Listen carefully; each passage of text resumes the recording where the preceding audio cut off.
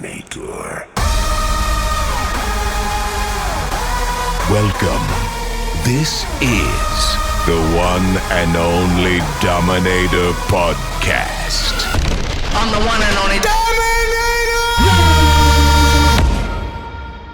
Welcome to the One and Only Dominator, the podcast celebrating 20 years of Dominator's hardcore history. In this podcast series, we talk to representatives of organizations, artists, and the fans. But this time, we're talking to organizations and the artists. Yeah. In the final episode, we go out into the world. In the last and also English episode, as you might have noticed, we talk with international artists about how hardcore has conquered Europe and the international appeal that hardcore and Dominator has throughout the years. First of all, well, some of you might already notice, but this podcast is hosted by Freek van Krijkamp and me, myself, and I, Onno Schram. Just a little reintroduction about ourselves.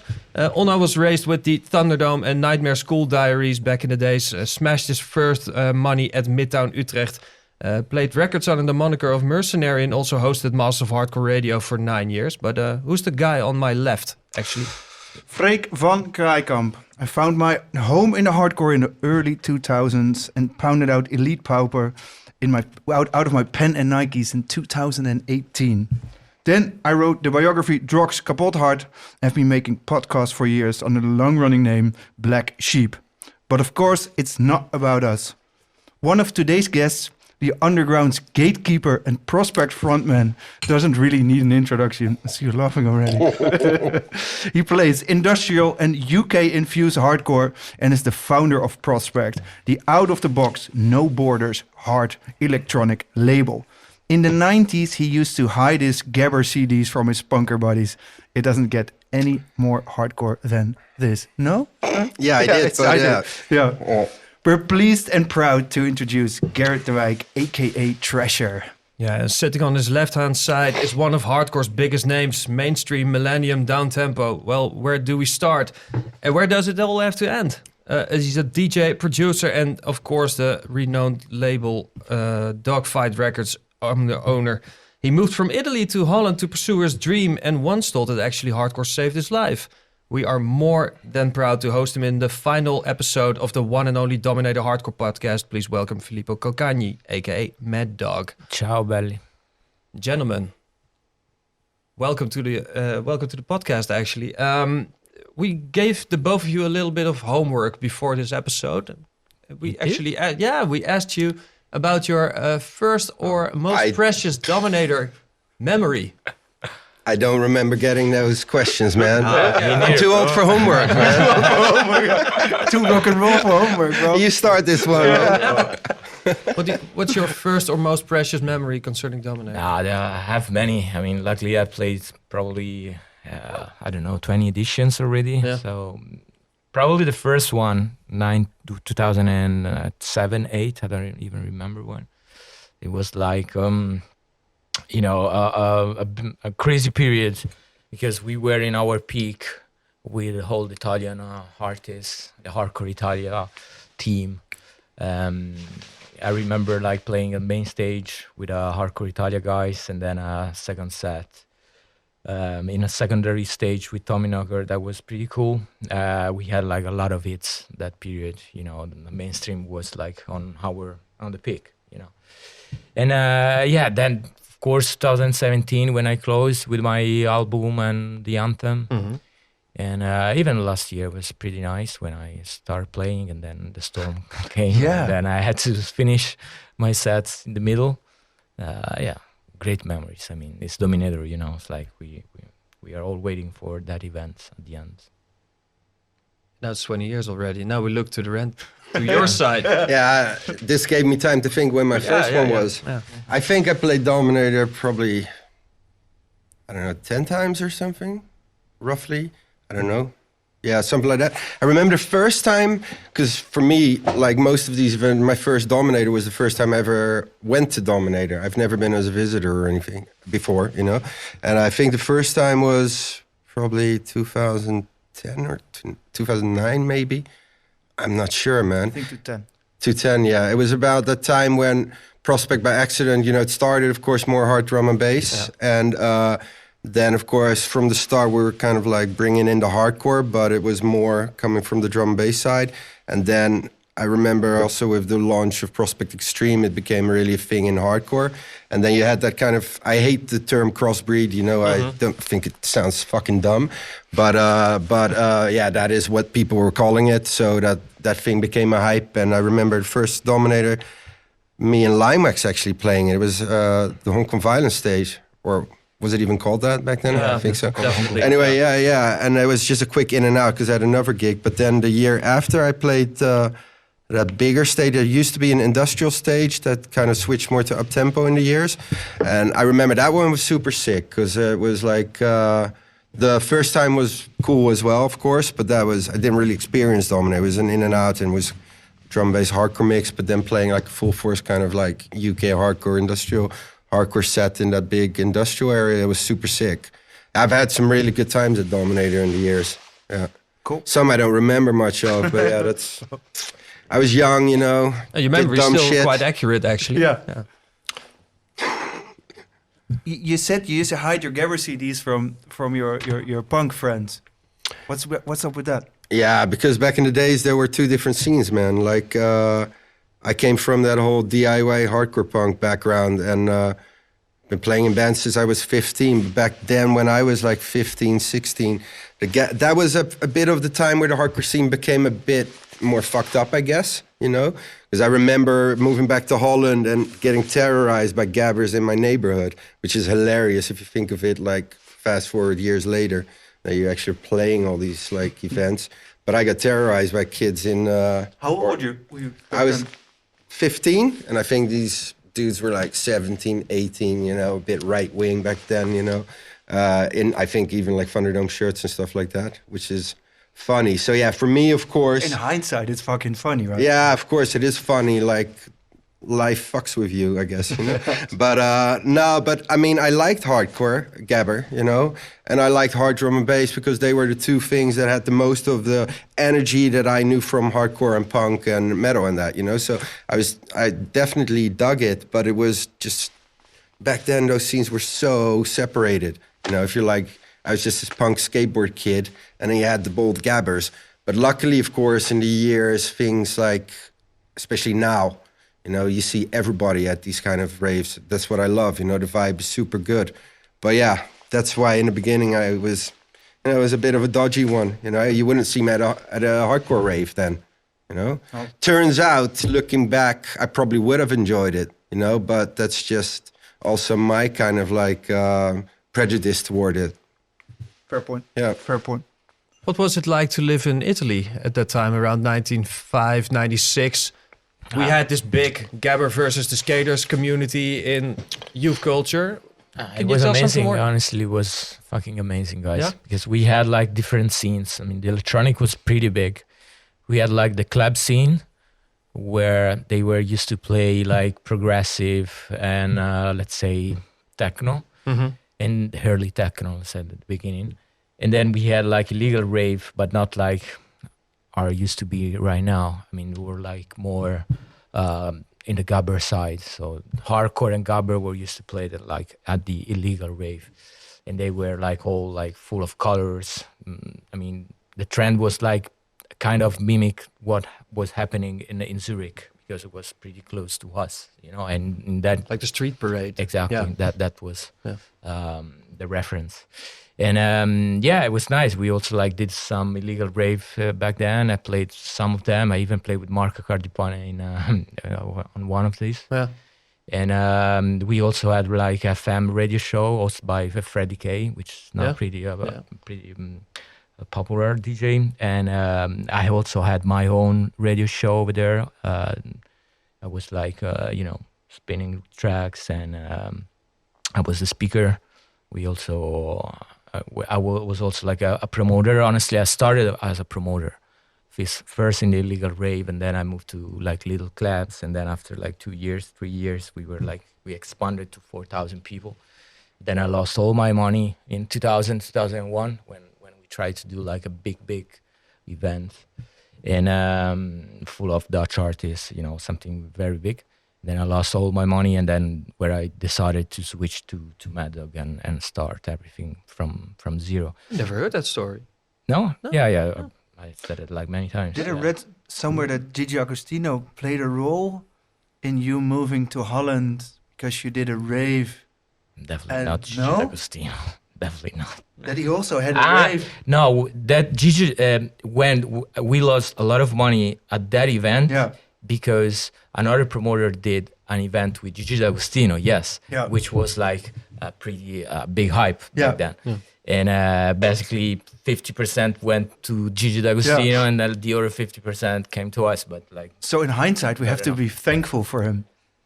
No, fuck that shit. Thankful for what? I lost all my money. That's why you came to Holland. I was 19, bro. No, definitely not. What is this? All this trying to make it positive? It's just fuck those guys. But you were also out there as a promoter. But then that must be quite hard if you want to promote, spread the virus, and then you come up with the idea. Okay, I have to reflect and focus on one particular object, and that will be Mad Dog. Yeah, it was actually a relief. I was like full of stress. I was too young to deal with all that things, paying people, paying DJs. And I mean, doing an event is a pain in the ass job. It's a big responsibility. It's like a big gamble. And I was too young. I mean, I wanted to travel and live my youth, honestly, because I started when I was 16 DJing, and being a promoter. So honestly, finally, when I was 20, I started my own project, Mad Dog, but I also started to live a little bit my own life as a guy, as a normal guy. So now it was a relief, better, yeah. And how does that reflect on a statement we came across when we were preparing for this interview, that hardcore saved your life? Do you? No, well, when I say that, the actual quote was cringe thing. Thunder changed my life. That's what. Thunder don't change my life. Yeah, that's okay. Thunder don't change my life. Yeah. That's true, because when I was 16, it was like Thunderdome '96 in Antwerp, and I went there. So that was my first huge Dutch rave festival, call it that you want it, my first Thunderdome. And then is where I really decided to, start being a promoter and a DJ and a producer. So everything started. That's why it changed my life, or not saved my life. That's for sure. I'll take the blame. That's for sure. I'll take the blame for this one. Again, making it way too pretty. But that I get, because that was the first time you really experienced it. Yeah. Everything. I was so young. I mean, I remember a lot of things like drugs and great DJs. I remember PCP playing, Dark River playing, when the music was still different from DJ. And it was in our gold period, probably, for hardcore.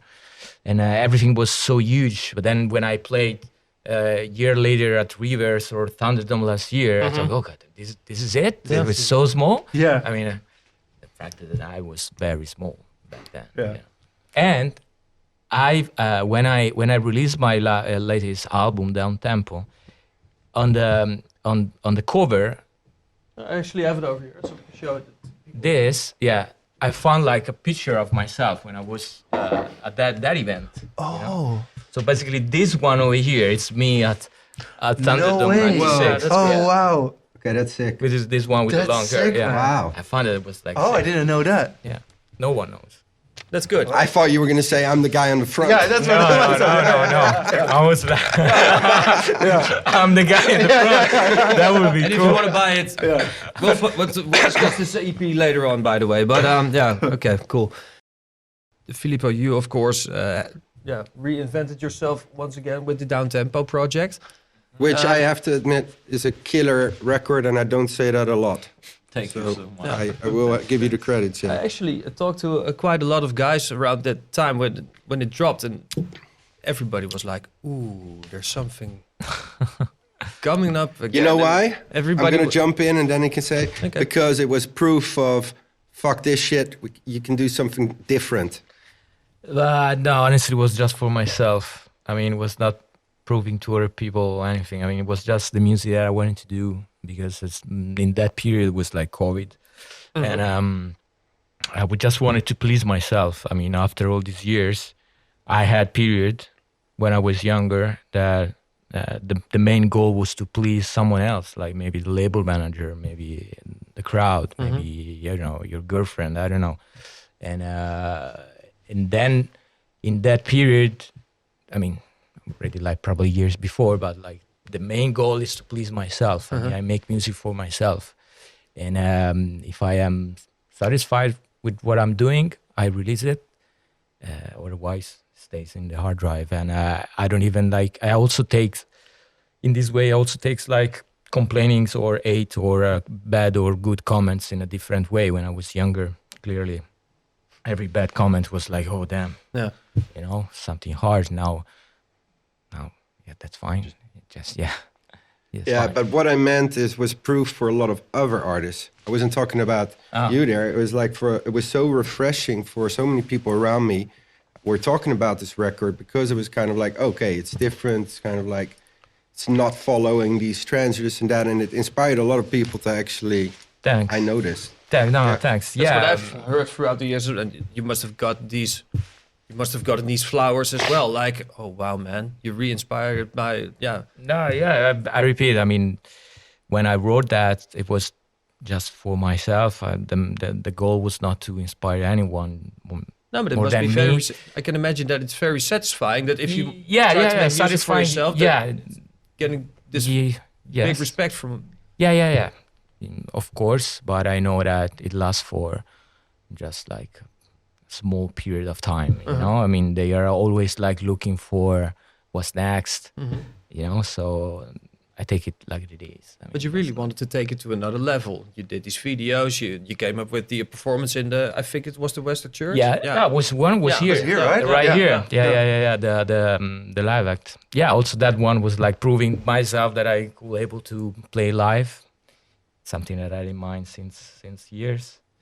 And it was COVID at that time. Still COVID. Yeah. I honestly have to say that somehow I missed those periods. I mean, of course, gigs were important, but having like full week or month or even a year for tracks, because like some of the tracks that are in the album are made like in years, because that's my method. I mean, I sometimes speak with people. This track in 2 days or 1 day. So, yeah, I can hear that. You know, I'm still like spending months and years in my song because I mean I have like a very different background. I mean, because I'm coming from the track some days where like we had a label manager, which was a very pain in the ass, but in the end was like in the right way. I mean, everything had to be like consistent and you know.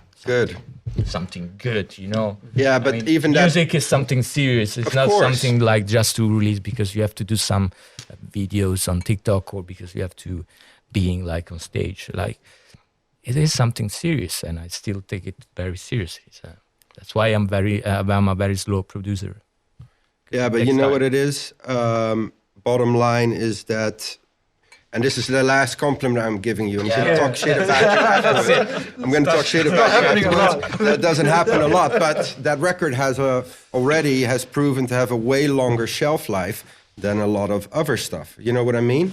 It's been out for a while, but it's still a relevant record. That doesn't happen a lot anymore. And that's why it's important to actually make good music still. People fucking forget that.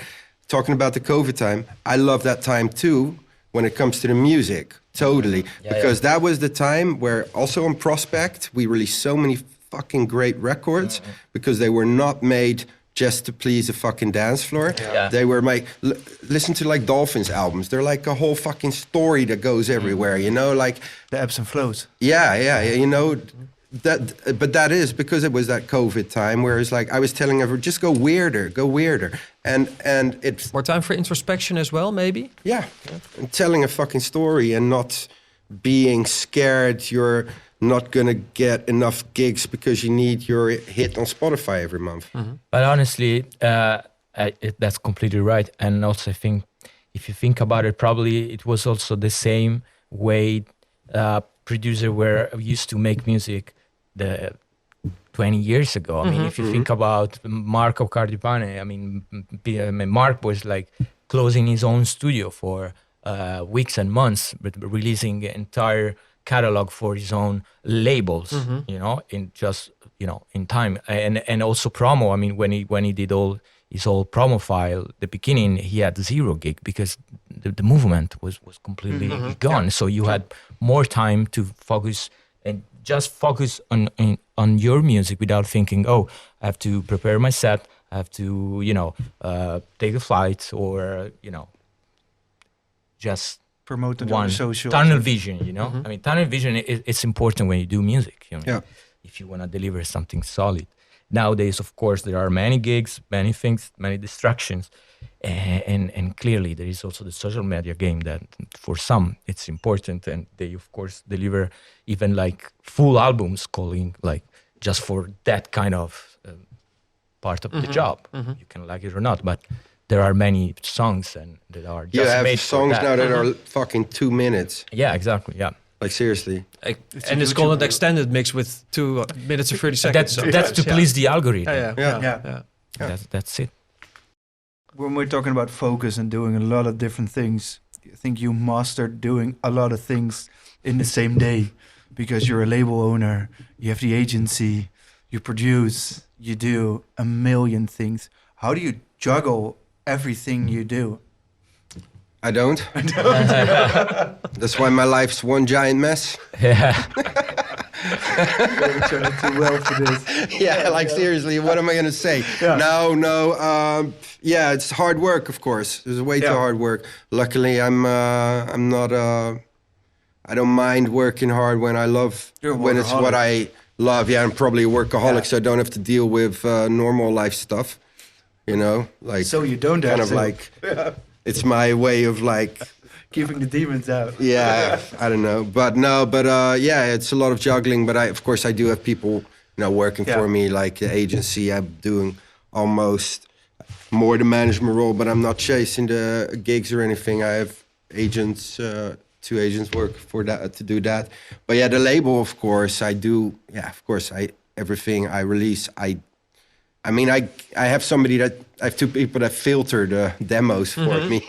He won't like that. He won't like that. That really Maybe that's a depresses good me one. if I would like. Plus, I don't do it. I'm not going to listen to demos all day. No. But I I do have 1 or 2 people that I trust that will filter them, and if there's a gem in there, because you do have to look still at young talent sometimes. You know, otherwise you're just going to be an old person's home label. You know, like if every producer on the label's 50 plus, which it all, you know. But you need, and it's also not good for the scene, because you need to also give young talent the idea that there is actually a way to infiltrate or get your music heard or actually play. So I'm trying to kind of like focus more, and also now looking at new things. But I do like, in the end, I sign.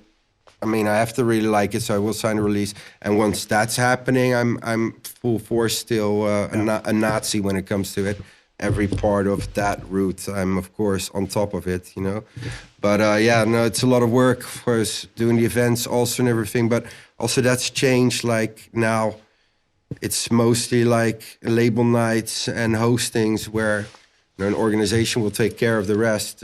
You know, it's just I take care of the lineup and all that stuff. But it's not like I financially have risks or anything. And I love to do it like that. But like also like with Dominator, you know, to have that prospect stage there is killer. You know, it's super fun for me to do these kind of things, because I know it will be organized well. It's going to be sick. You know, they support it with me be able to put down a massive industrial lineup, which I think is the first time in years that Dominator has a proper industrial area again, you know. I mean, that kind of stuff is cool. And the label nights all around the world, I'll do the lineups, but I only work with organizations that I trust, that I know that can, you know, represent the brand properly. You know, it's not like I'll just give my name to anybody, you know. Can you tell something more about the process of being a host at a festival like Dominator? I think it's the first time, right? Like Dominator's first time, because they never did never stages did hosted by others. prospect. No. At what time does the preparation start? When does the first signal come? Like, hey, Garrett. Mark, I bless Mark. He called me, I think, was it October or something? Oh, last year already. October, yeah. It's come earlier and earlier. Yeah. These things, I think in October or something, and then we already we had a really cool talk about it. And of course, I was totally down with doing that. And then some business side things were discussed. Then we had like a promotional kind of talk, or how to like, you know, what Prospect could do also from my side to kind of like help promote this. And in December, I think, and I think the lineup was all confirmed around January, I think. Yeah. There's of course some, but actually I'll have to admit with Dominator it went very easy. Like, you know, of course we do hostings on a lot of different festivals with Prospect. We have like in the summer always a lot of stages, but it's a lot of different festivals, not only hardcore, but also drum-based festivals or even punk festivals will have a Prospect stage, you know. But with Dominator, this went super easy. Like I literally gave him my plan and they said yes straight away. Okay, cool. He actually even mentioned, hear. oh, this is like my dream lineup. I'm not kidding. So that was actually very easy, because sometimes it's like, yeah, but they want to like fresh new lineup with fresh artists. But then bottom line, oh, but I'm missing this and this and this guy who are all like 50 plus. You know, I'm not naming names of festivals, but you know, it happens and I get it, you know, because in a way, It's a balance, right? it's finding the balance, you know. But I think I'm super excited about the lineup of the Prospect area Dominator. It's goes all over the place. It's really, I would rave there. Yeah. You would rave there. Yeah, totally. Nicely, man. If I was a raver. I think it's a very cool concept this year. Yeah, which it's is honestly really great, the first concept they had. The first Dominator was like that. Yeah. I really think it's gonna be like probably the biggest edition we ever had. I think so too. But I mean, not just because I want to push Dominator brand, which is a cool brand anyway, that they don't need my push. But for real, this year is gonna be a sick one. Like having like Thunderdome and all the other areas all together, it's sick, bro. It's sick, and Unique. To be honest, like these areas all together is pretty I think crazy. that the only thing that, from my perspective, the only thing that we are really missing right now, it's like a good quantity of music, from my perspective. New good music, like a new wave of music, you know? I mean, because these are our wonderful brands, but somehow I miss, you know, more, you know, something cooler than what we have right now, from my perspective. Yeah. Which artists do you... I agree, of course.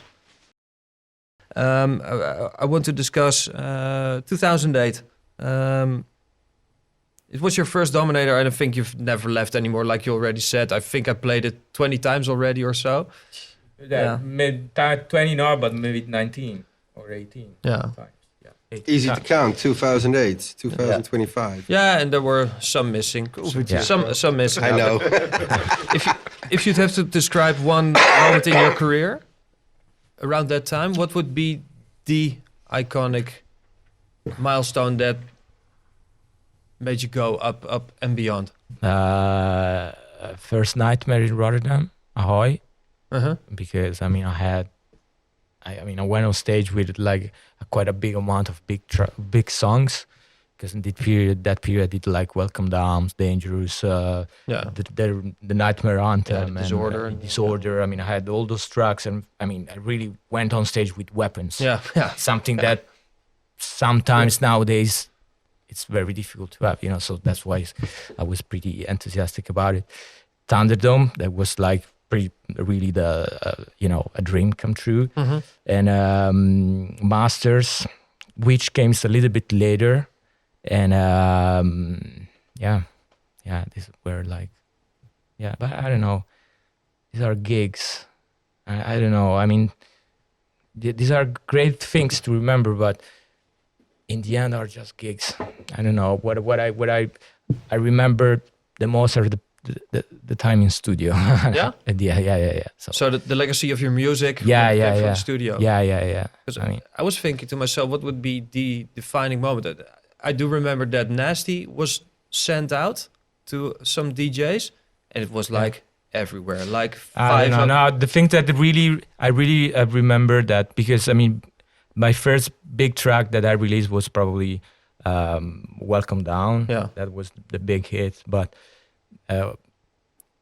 And before that track, I released songs, of course, but in my opinion, shitty songs. You know, I mean, no one noticed. Of course, the movement was smaller, but I really remember that period when I spent like 4 weeks, an entire month only on the kick drum, analog 909 Mackie, and still remember all those days, you know, in loop. And from those days, I made it out with the Welcome Down kick drum, which is like a pretty good kick drum nowadays. Still, it's still a massive one. Yeah. And that was really a change, a turning point. You know, better than any event.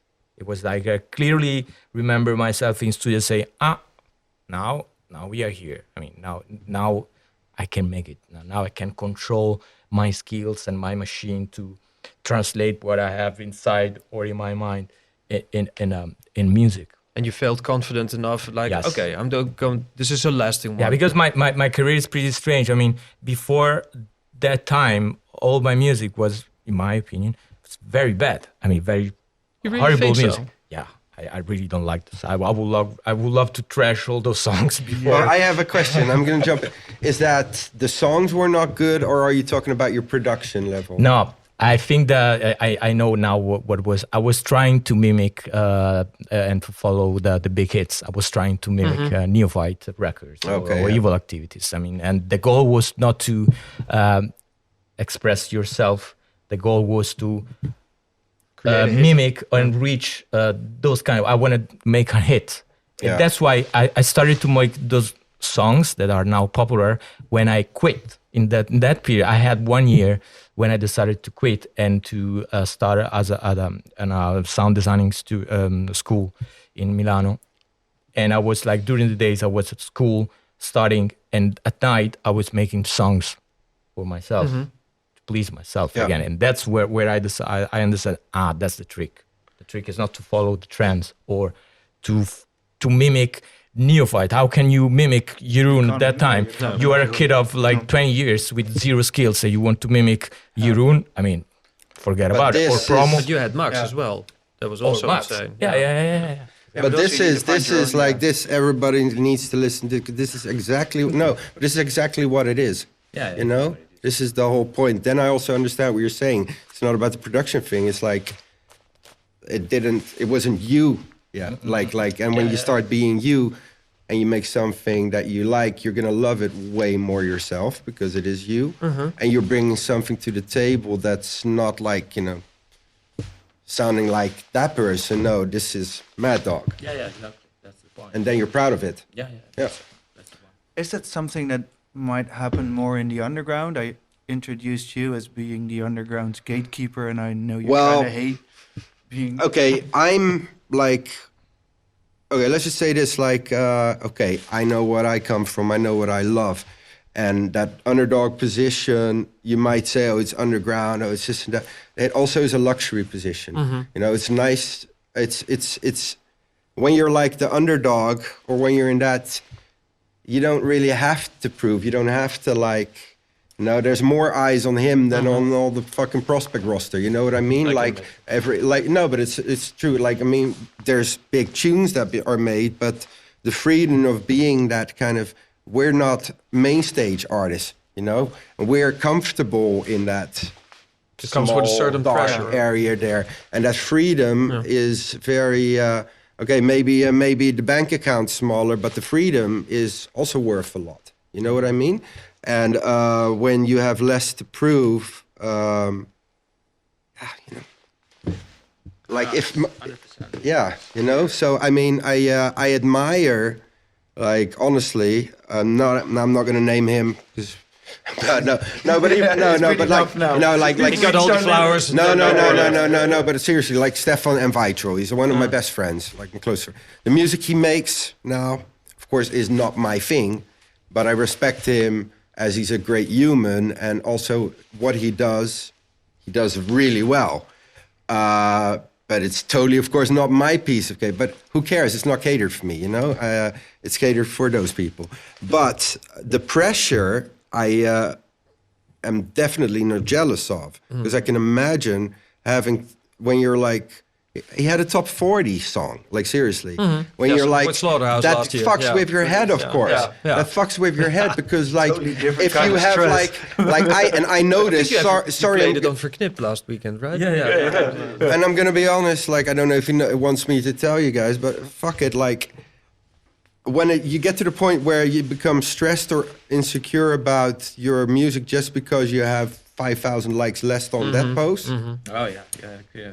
you know. You're very fragile. Yeah, but that's intense. So, like in a way, you can say, okay, we're the underground because we, like, me and all the guys on Prospect, we work our asses off too. And we love the shit we do, but that pressure we don't have, of course. You know, it's like, you know, like I know what I want to make, and that's not mainstream stuff. That also is good because I couldn't even be able to make that mainstream stuff because it feels like everything's under the fucking loop there, you know? And I don't know. So it's all got its things, I guess. Yeah, no, but I have to say that I grew up in that state of mind, like on being like on a big competition, like deliver that kind certain songs, big anthems. I mean, the rule when I started to making tracks was like A1, big hit. B2, you can Okay-ish. experiment, you Yeah. know. Yeah. But like A1 and B1 has to be like solid song, solid. and you have to deliver. Otherwise, you don't release it. So I grew up since day one with that kind of thing. But I also have to say one thing that these kind of artists, the mainstream artists, and I'm one of them. They all have been kind of also protected also by Q Dance, IDT, Most Wanted, the Art of Dance.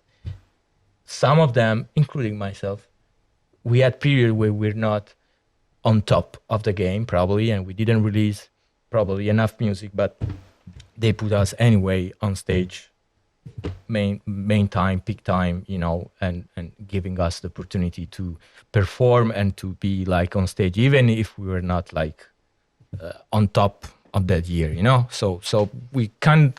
Is it true what you are saying? But it's also true that we were protected somehow. Yeah, but saying that though, no, yeah, totally. I get what you're saying. You can know? also consider it to be loyal to your artist, right? Yeah, and that's what you were protected. But trust me, I also protect mine because sure. well, I you guess, know, yeah. the last couple of years, industrial had a 100%. very tough time, and it's going better now.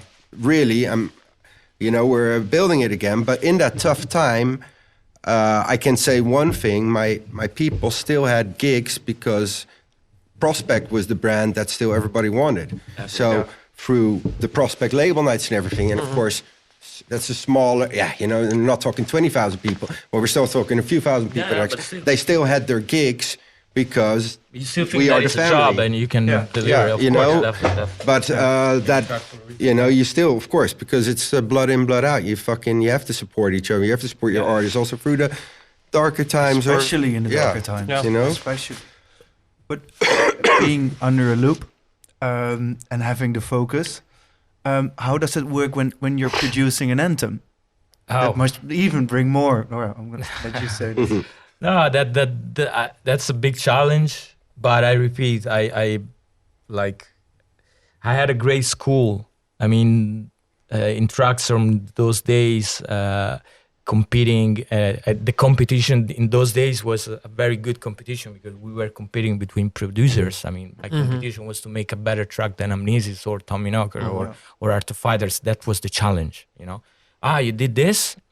You did Twisted World. You did Revolution. Okay, now I make this. You know, that was the Like challenge. in a positive way. In a Of positive course, way. it's the best fucking way. That's Yeah. the move. And we were young. I mean, I was like 17, 18, 19, 20. And, you know, I mean, so I really grew up with that kind of mindset. And that's why when I do anthems, I still have it. But I miss like that kind of competitions too. So like, I would love to have like Art of Fighters or Amnesis or, you know, Tommy Knocker, like back in the game at that level, because, you know, sometimes I receive compliments, you know, like, oh, you did a great album, like down tempo that you just said. But yeah, of course. But imagine if we had like people like those kind of producers. To bounce off to. I mean, probably I was like the last of the least. Yeah. You know, you invited Christian, Art of Fighters, to the stage last weekend on Master of Hardcore. Is that one of the?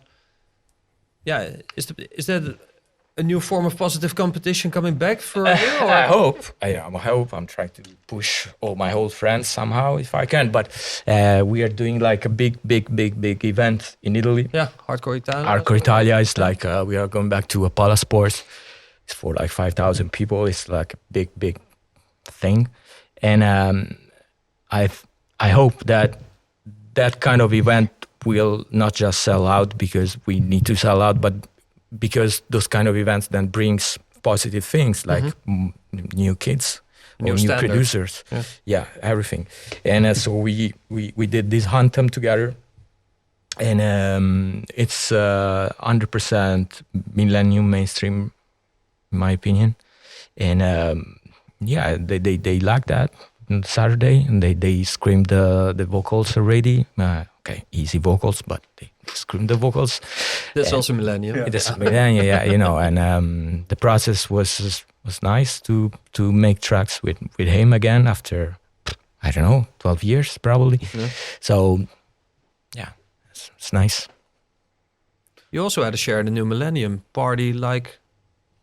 Yeah, but that's you know, I've been of course now with like kind of managing Yappo and everything. They threw me actually under the bus here because all of a sudden I was helping them with the new millennium thing. Yeah, but this was a kind of like a little showcase, but it was super cool. It was actually really cool, and it was kind of like going to be the launch of their new label. Yeah, kind of like the label, you know, launching the new millennium thing. Of course, they're Italians. I'm not joking. They're fucking slow. So, of course, the first release should have been there already at that new millennium party. It wasn't. But let's see it as a good try. Not all the Italians are the same. I know, man. Not all the Italians are the same. Bro. I know them pretty well.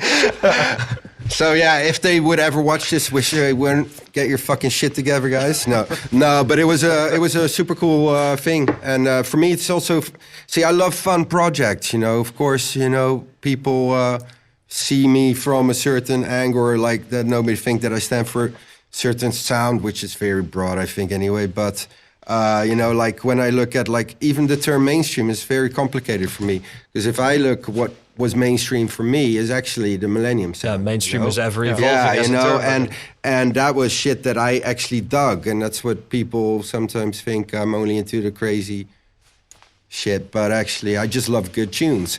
And that night, I have to admit, I actually really enjoyed a lot of the stuff I was hearing again. For me, it was actually, fuck yeah, this is hardcore for me. Like, this is mainstream hardcore for me. Like, the stuff I won't run away from, you know, or like I don't want to stick forks in my ears, you know. It was super cool, yeah. Because compared to what is nowadays hardcore, it's... Yeah, well, I have to admit, yeah, that's not really what is considered mainstream these days. Yeah, no, don't wake me up for that, you know. Or give me a Valium just to get through it, maybe. You know? I think we don't want to have the continuous complaints about being too positive on this side of the way. No. But you know what it is? It's we've been briefed. To each his own. To each his own. And also, as I said, like even like you know, like up tempo. It's not made for me. Don't forget that, you know. When you're like a kid, you don't want to fucking listen to the music your parents we're fucking like. old, right? Yeah. You know, and I'm fucking 40 plus. It's not made for me, so who am I to complain about it? Of course, every generation. I just hope it's a gateway heroes. drug. You know, they would like, oh, but wait a second, there's more better shit. Buy Prospect Records instead. You know. There you go. If we're nearing, I think we're a bit nearing the end of the podcast. You've been at Dominator since 2008. You 2010.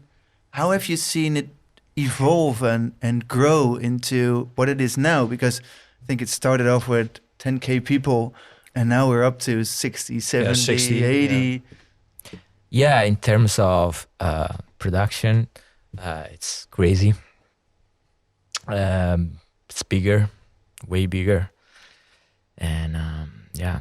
And it also has a it. certain international appeal, because I think Of course it is. Yeah. And that's a cool factor in my opinion. I mean, like when you go to Dominator, you have probably they told me once the percentage, but it's pretty high. Like I don't want to say it's like it's very high. A lot of higher than the you internet- think. Is it like higher than- 50 or 60% abroad? it's nearing 50. Yeah, it's I near think. 50, right? Yeah. Which is impressive for a hardcore festival, Yeah, as definitely. hardcore is seen Yeah. as a Dutch thing a lot as But well. hardcore is very big. And we both live. Yeah, I know. I mean, Dominator is the party of the year, of Yeah. the summer at least, together with Thunderdome. And you have a lot of Italians and people from Spain and from all over the world. And that's very, very, very phenomenal. Imagine, I mean, again, 20 years, guys. I mean, there are other events that they closed. I mean, they were pretty big, you know, some I big remember. indoor events. Yeah. And now they closed, so we are still going on. And yeah, congratulations to the team. But it was also the time when you started to see these international flags on the dance floor as well. Yeah. Especially when you came up, like 2008, 2009, and when they started to go to the Yeah, that's a consequence of that's a consequence of like being more mainstream. You know, you grow No, up. it's a or- nationalistic thing. That's the period. Here we go. That's the wrong period. Bro. Back there again. No, so I think actually, because that's the only thing, I think people should show up at Akira's shows now finally with the North Korean flag for him. No, really, why does he get Let's like... do this year. Should do that this year. yeah. Anybody going to Dominator this we'll year, support you. Akira, bring a North Korean flag. But the thing is, because we both live in Amsterdam, I recognize it when there is a Dominator weekend, because there are a lot of Italians, there are a lot of German people. That's why I remember home. Yeah. We're stay home. No. Yeah, absolutely. Yeah. It's full. Amsterdam is full of Italians and we're from Spain. But it is the most like not like wanting to should have to be politically correct here, right? Because I do partnerships with a lot of festivals. Fuck, can I say this? No, I am going to say do this. it, bro. I am going to say, of course I am. Okay, no, so Dominator, of course, when it comes to hardcore festivals in Holland, is the number one. Not allowed to do that. You know? No, but of course it is, you know, because Domin is shitty, but DEFCON is more a hardstyle festival. You mentioned But that maybe I do mean they it don't shitty. sell they don't sell DEFCON as a hardcore event. They I sell know, DEFCON exactly. as a hard yeah. dance. And They don't call it the Dominator. hardcore festival. This is for the nothing. hardcore festival. Yeah, number one, but it of is, course. you know, totally. So that totally makes sense. It's the same. It's kind of like, in a way, the Thunderdome of festivals. Yeah. I think you should see it that way, right? No, absolutely. Yeah. Can I get a raise now on my budget? I knew something would come up. No, but that's serious. And I can say that coming more from the outsider side, it's a fact. And you're talking about Amsterdam, fuck it, even in Rotterdam, Dominator weekend, there's a gazillion Utrecht is also fucking big. tourists. They're all You know? over. Yeah. Yeah, It's I like love Same that. as Thunderdome in December. It's the of July course. weekend in But it's Amsterdam. beautiful because I mean I was one of them. I mean I remember when I was used to come to Thunderdome or Speed Racer back then or like, Digital Overdose, and that's nice. That's probably one of the best moments of the event. Beside the event, and then when you go with your friend to the coffee Tension shop, builds, you know, tension build. That's super nice. I mean, now I'm too old, but like I'm. Does it Why make that? you proud? No, of what? Of You were there, young kid, being in '96, going to Antwerp, and now these young Italian kids are coming to. I have no time to think about these things. guess you When would I say will that's retire, probably Yeah, I will just- no, but check all you see- what I did. Oh, that was cool, but in the end, I don't know.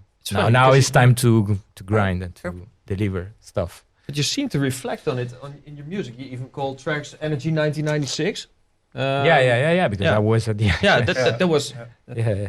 I do have to ask this question because I know that a lot of people look on Discogs sometimes and they find this record to be worth 500 euros or Yeah, so. I heard that. Will there ever be a repress of this record? No, because Great. that absolutely not. There you heard it. No. Absolutely not. No. Okay. No. Well, And I That's agree one on for the that books? matter because that's the people that bought it then. It's special, bro. You know? I will try to make another vinyl and make it special. And, Yeah. But I will try. But yeah. are there We more need another vinyls coming COVID. up from your label? You did two now. right? Yes. Yeah. I don't know. Now I'm focused on the music. Then I think about the vinyls. Yes. Yeah, that's not the way, There will be a product of That's your the music. wrong way of Yeah. approaching things, you know. But because first I see, is this a good songs to be on vinyl? It's something that I'm very proud of to put it on vinyl or not. Let's see. And what was it like to find that first Rebirth remix on vinyl? Yeah, that was must have cool. been a big one, right? Yeah, that was a big achievement, it honestly was not that difficult to do that track because I mean, you don't have to touch anything on that track, you know. I mean, just make a kick drum that is similar to that one, but like, don't touch the classic too much. I mean, I'm from that side of the art. I don't want to completely destroy the classics, but it was like a phenomenal achievement for myself. I mean, I grew up with that track, and the track is going pretty well because there is that magical melodies. I mean, I just did like little parts in the track, you know. I mean, but yeah, it's a cool video. Yeah, we did a cool video, that for sure, and also the track. I think we're coming to a close now, but I think so too. there are just a few, maybe two more questions we really do want to ask because of continuity throughout the series. If you'd attend a festival as a visitor, what would you be looking forward most to for this edition? Dominator. Yeah? Yeah, what am I gonna say here? You know, I'm gonna just sell my fucking brand. Yeah. But Please do. honestly, Please do. A good idea. But honestly, the prospect stage is gonna be fucking killer. No, it is for a real. killer lineup. No, it is. And I mean, Yeah, I can go through it. Like, it's not just what I did on purpose. It's just, it's almost the whole spectrum. Okay, I kind of skipped the drum and bass side of it because it's Dominator. It's a hardcore festival, you know. But there's outrageousness. It goes all over the place. We've got like fucking great industrial slow stuff. Also, there's some new guys, you know, like Starving Insect, who released that really cool like book release. Released a poetry book on Prospect. That's how highbrow we become, you know. Like, sold out as well. yeah. But also I have Basek over, which I think is going to destroy people. He's like the best turntablist you will ever see. Pure live artist, mental. You know, he's on Boys Noise Records also. But you know, like he's the wildest, fucking craziest motherfucker out there. A really good friend from LA. So I've got like also like him playing. You know, I've got some of these teasers of also just to bring some outrageousness there and just some great, of course, classic. You know. Also, of course, Manu, who's playing, Hellfish producer, you know. Actually, no, Hellfish is playing. Oh, yeah, he is playing, yeah. No, fuck. I'm getting all confused. They're almost all playing, actually. It's on Friday you know? or Saturday? Saturday, yeah. No, it's like, me and producer are playing back-to-back, which I love. But it's also, you know, I think almost everybody that at the moment is relevant in the more alternative, industrial, UK, whatever, kind of hardcore releasing good music at the moment, because that's of course what I base it on, is on that stage. So yeah, I'm coming. Yeah, that was quite a pitch. Okay. Yeah. Good. I had to pitch that shit. And if you're not going to be there, you're going to miss out and regret it forever and ever till the end of fucking time, right? And also go check out this guy. So you have to be some nice guy here. Some nice guy. No, I will come because also I think like industrialist like on a race is then probably the next big thing in my opinion. And I'm very curious, bro. I'm coming for real. Because I have to stay there like the entire day, so I'll be come there. hang out. Yeah. What like time are you sets. playing? Oh, you're not allowed to say yet, of course. Yeah, you're allowed. Oh yeah. You're allowed. Timetable? We're going to no. Oh, we're going to check with the jury. No. But they're like, they know He's that. closing the main stage, guys. Didn't you hear? Oh, damn, I have to prepare. for another 2 days on Wednesday and Thursday. No, but that honestly, I'm looking forward to it. I'm going to be there all day too. From my side, I mean, I'm playing like main stage and Thunderdome stage, but I will definitely come to that to your stage because it's very interesting. And I repeat, I think industrial is the new big thing. And I think I'm that's curious. good to hear from you. That actually makes me happy to hear. Yeah. Yeah, Thank I mean, if you check a little bit the scene, if you know how to check the scene, it's pretty obvious. Yeah. The industrial is a new big thing. I mean, Also from other genres. and there is also another genre that is probably coming, the new big scene, but I'm not gonna spoiler that thing because I don't want other people know. Yeah, but I feel that vibe. Actually, I do feel it. I feel it. I see the interest is coming back, but it's also like if I look at what I have ready for the next half year release-wise, is really exciting me. And actually, it's been a bit less exciting for a while. You know, like it was like difficult finding, but like when it comes to the new industrial releases, like alternative hardcore releases, it's good shit, man. And that in the end, the music is still the backbone. Yeah, Let's not forget that. It will always You know? be. Yeah, it has to be. Yeah. It's the only thing that matters. You know, you can market the fuck out of a turd, it's still going to be a turd. But, you know, if the music is good, I honestly believe eventually people will pick up on it. Definitely, that's the key, bro. Yeah. That's always the key. Always been the key since day one. Yeah. Is there anything, a part of Prospect you would love to see at Dominator? I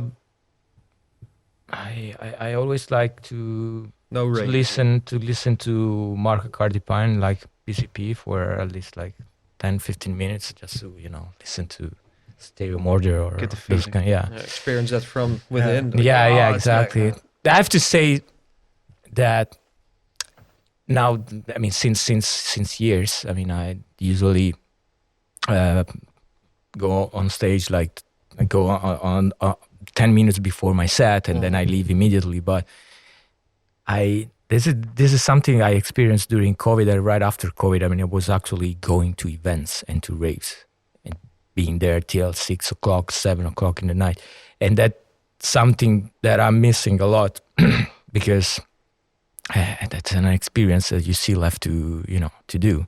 And this is something I would love to do also on a hardcore festival, but it's like pretty difficult to me to do that, Because of your schedule. No, not just because of the schedule, also because it's, I don't know. People want to be around you when you're... No, I don't know. Probably I just have to do it. Yeah, not overthinking too much. Because you're so used to it being your fucking job or what you do on the weekends. Exactly. I I have the fucking problem too. For me to experience like a rave, like really as a music lover, dude, you need to switch. To remember why you started. Yeah, exactly. I mean, that's very important. That's something that we are like close in the office or in studio doing songs for people that actually we go dancing. But where is our experience on the dance floor nowadays? Even like experience the sound system, the wall, like the soup that usually we stay in the backstage. We don't hear shit.